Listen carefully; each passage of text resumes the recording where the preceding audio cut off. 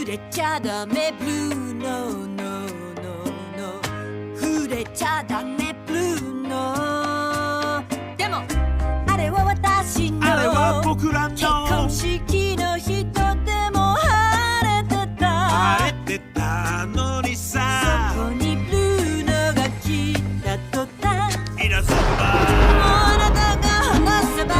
あごめんよ君がもうすぐ雨がブルーノが言うのさ雨が降るというみんのな傘をさした嵐の中で僕が式をあげたよ触れちゃダメブルーノーノーノーノー触れちゃダメブルーノーねえブルーの怯えて暮らしてたのつぶやき今も聞こえてくるの落ちる砂のようなあの声おばあちゃんと家族の未来の重たい何かを抱えてるのその予言誰もわからなかったあなたわかるの背中にはネズミたち闇の中へ連れ去られる君の叫び待ち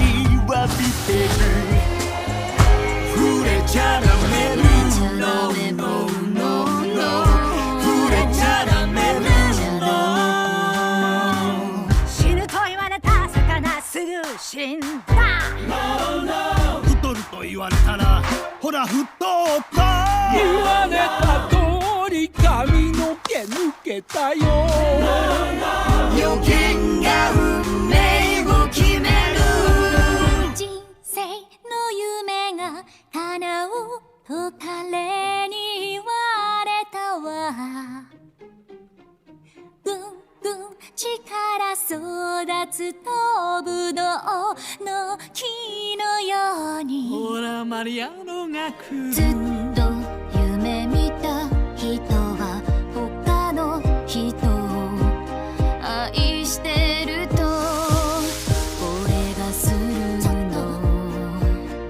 そばに近づかないでよ今聞こえるブルーノ